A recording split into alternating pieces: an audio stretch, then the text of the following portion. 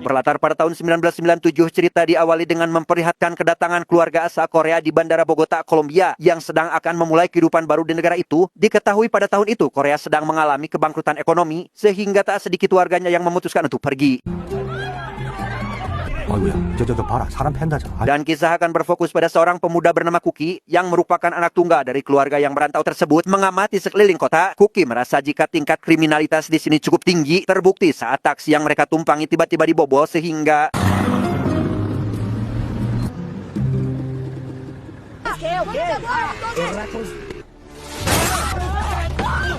ya, Kuki langsung mengejar si perampok yang membawa tas ayahnya namun tetap kalah cepat. Rupanya kejadian semacam ini sudah dianggap biasa oleh orang-orang di sana. Dibuktikan dari tak seorang pun yang peduli saat Kuki berusaha mengejar si perampok.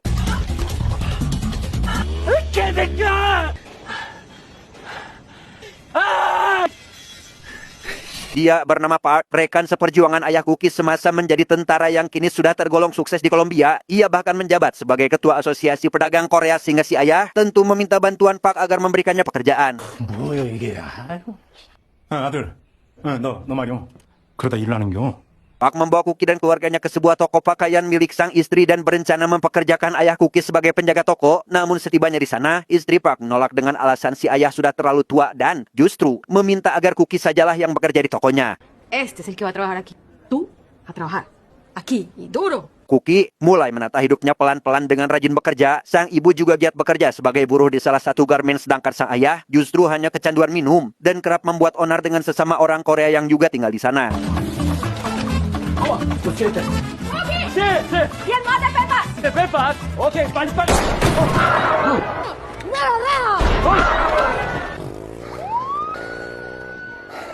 3 tahun kemudian Park dan Kuki terlihat sedang jalan bareng menuju ke rumah. Di sana Park mengatakan bahwa Kuki tampak berbeda dari ayahnya maupun orang Korea lain di tempat ini, yaitu terlihat gigih, jujur, dan baik hati, sehingga membuat Park meminta agar Kuki menjadi anak buahnya sebagai supir truk yang akan mengangkut barang-barang selundupan. 쿠키야, 네 아버지하고 다르고 여기 한인들하고 다르고 믿을만하단 말이오. Kuki diminta menjemput barangnya di pelabuhan bersama orang kepercayaan Park bernama Suyung, di mana Suyung ini berperan melobi bea cukai agar barangnya bisa lolos memasuki Kolombia. Namun di tengah perjalanan, Suyung mengalami sedikit masalah dan meminta Kuki untuk menunggunya terlebih dahulu. Los documentos, por favor. Esperemos una hora. Ya te que conozco. Está bien. Saat sedang menunggu itulah, Kuki dihampiri petugas kepolisian yang berniat memeriksa truk yang dibawanya. Dan karena semua ini adalah pengalaman pertamanya, Kuki yang panik pun justru membawa pergi truk tersebut sehingga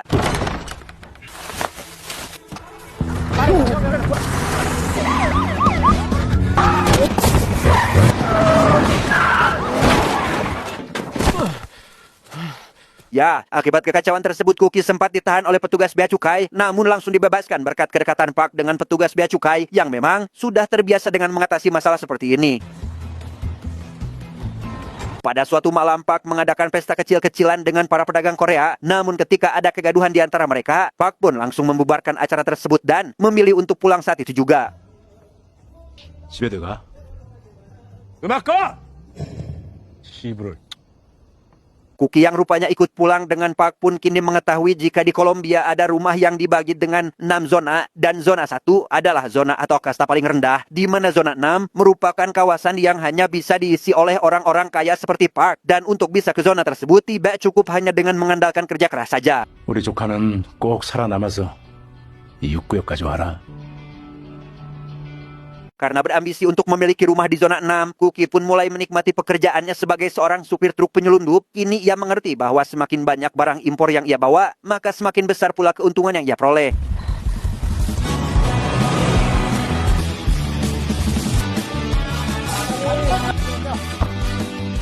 2 tahun kemudian, Kuki yang sedang minum-minum di bar pun tiba-tiba ditarik oleh salah satu rekannya bernama Jae. Jae meminta Kuki diam-diam berbisnis lain tanpa sepengetahuan Park, di mana semua ini atas ide dari Suyung agar mereka bisa memiliki toko sendiri. Namun tanpa campur tangan Park, Kuki tak yakin bisnis tersebut akan berhasil.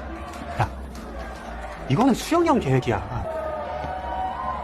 Rupanya Suyung benar-benar serius dengan ide bisnis baru tersebut. Saat ini ia dan rekan-rekannya sedang mencoba produksi yang akan dijualnya, yaitu parka bulu bebek, di mana salah satu rekannya protes karena merasa kepanasan dan meragukan parka ini bisa laku di Kolombia yang bercuaca panas. Namun meski begitu, Suyung tetap yakin sehingga ia berencana akan menyelipkan barang ini bersama dengan barang-barang milik Park.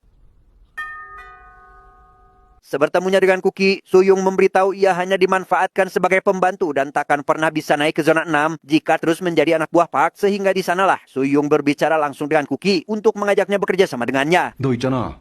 박장수 밑에서 시작해서 잘 됐다는 사람 들어봤어? 형이 너한테 제안을 하나 해볼까? Di sisi lain, Park rupanya diam-diam sudah mengetahui bisnis Suyung, termasuk rencana yang akan menyelundupkan parka itu dengan barang miliknya. Ia lekas menyusun rencana untuk mengambil alih semua parka tersebut sekaligus menguji kesetiaan Kuki sebagai anak buahnya. 그렇게 못 믿는구나. 날 믿는다고? 아멘. 어이 고맙네. 응?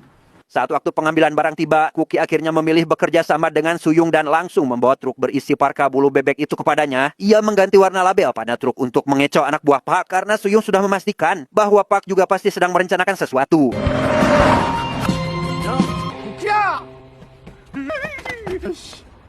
잘했다.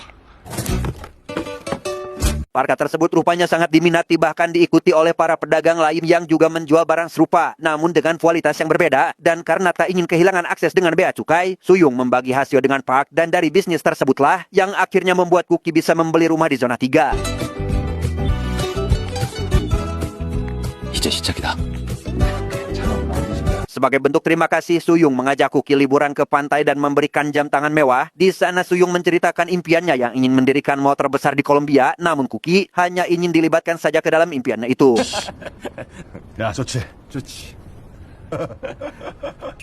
Dia bernama Ale, salah satu pedagang Kolombia yang mulai khawatir dengan kesuksesan para pedagang Korea yang berhasil sukses di negaranya. Meski sama-sama suka menyelundupkan barang, ia akhirnya menyuap petugas bea cukai dengan uang yang lebih besar agar menghentikan barang selundupan dari para pedagang Korea. Relájese, marica. Dan benar saja, kini Suyung dan rombongan truk penyelundup tidak lagi diizinkan lewat oleh para petugas. Meski sudah mencoba melakukan negosiasi, mereka tetap saja mengabaikannya dan tiba-tiba...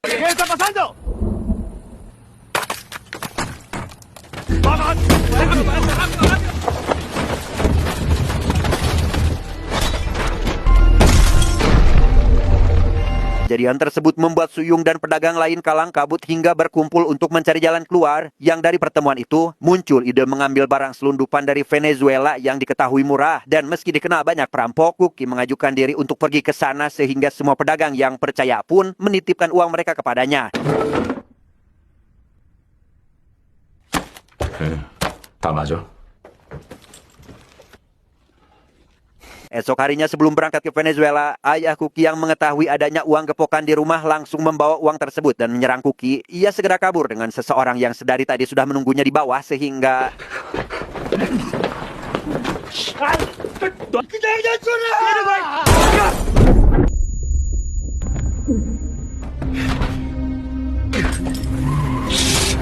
Kuki langsung mengejar mobil si ayah yang sedang melarikan diri. Namun di tengah pengejaran, muncul pria lain yang menghabisi si ayah dan membawa kabur uang tersebut. Dengan fakta bahwa uang para pedagang sudah lenyap, tentu mereka meminta uang ganti rugi. Sehingga Kuki yang merupakan orang bertanggung jawab pun berjanji akan mengembalikan semuanya.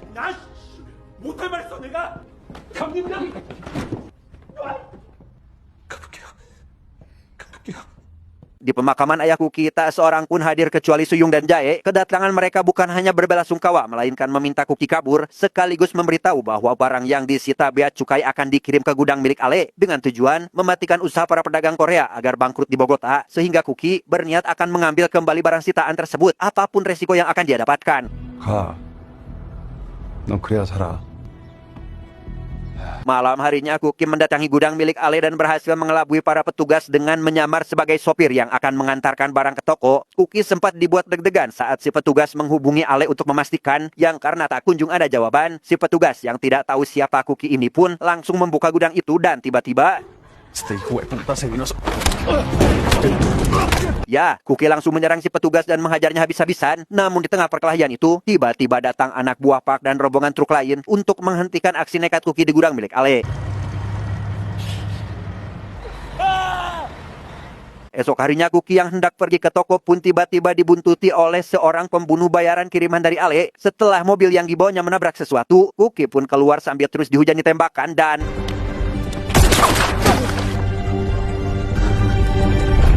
Sementara di tempat lain, Ale langsung menghajar Pak karena yakin aksi Kuki semalam merupakan perintahnya. Namun Pak menyangkal tuduhan itu dan meminta untuk berbicara dengan kepala dingin. Yang setelah mulai mereda, Ale mengajukan negosiasi untuk melenyapkan Kuki demi membangun kembali persahabatan di antara mereka. Namun sebelum hal itu terjadi, Kuki tiba-tiba datang dan...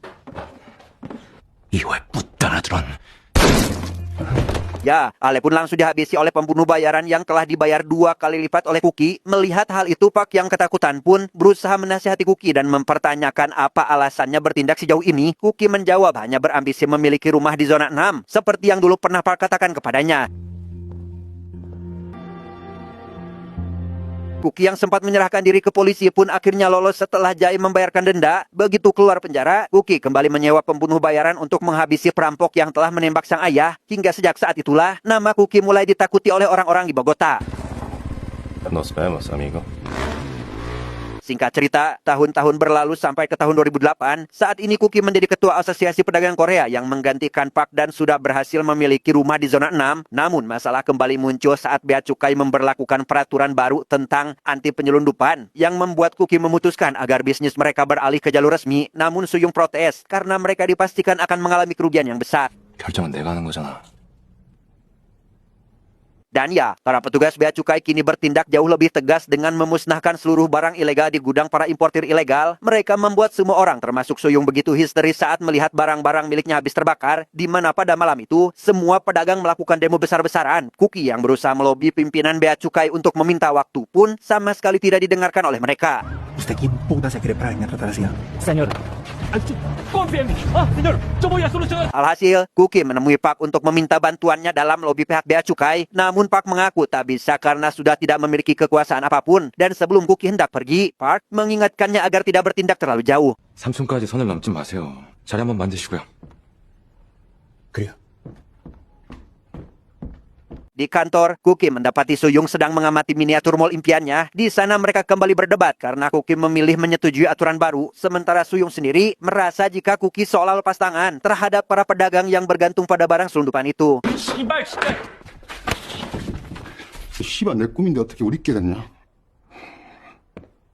Akhirnya Kuki mengadakan diskusi dengan para pedagang Korea yang tetap menolak keputusannya. Di sana Kuki menegaskan bahwa ia dan mereka adalah orang asing yang harus mematuhi aturan di negara ini. Sehingga Kuki menawarkan sebuah kompensasi pada siapapun yang bersedia mengikuti aturan itu.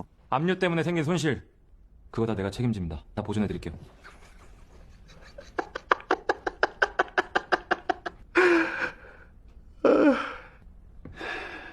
Dengan aturan tersebut, sejumlah pedagang hanya bisa membereskan toko mereka barangkali masih ada barang yang dapat diselamatkan, di mana Kuki yang hendak pergi ke suatu tempat pun lekas memasuki mobilnya, tapi tiba-tiba... Halo. Kuki! Vamos. Ya, ledakan tersebut membuat Kuki terlempar beberapa meter, yang rupanya ulah Suyung karena Kuki sudah tak sejalan lagi dengannya. Namun melihat Kuki tampak masih hidup, Suyung segera menghubungi Jae yang ternyata juga terlibat dan kini sedang berusaha melarikan diri.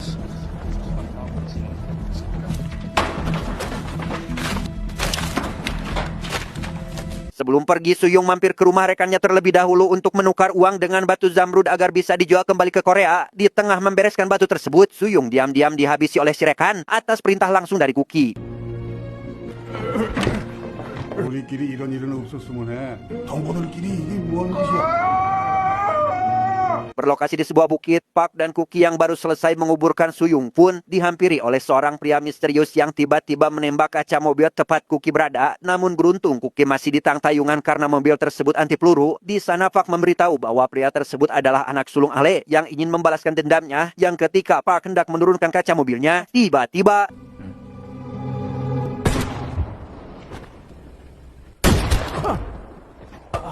Ya, Kuki langsung menghabisi anak Ale hingga membuat Park tidak menyangka dengan apa yang terjadi saat ini. Sempat memohon belas kasihan agar tidak dihabisi, Kuki tetap tidak menghiraukannya dan langsung menghabisi Park saat itu juga.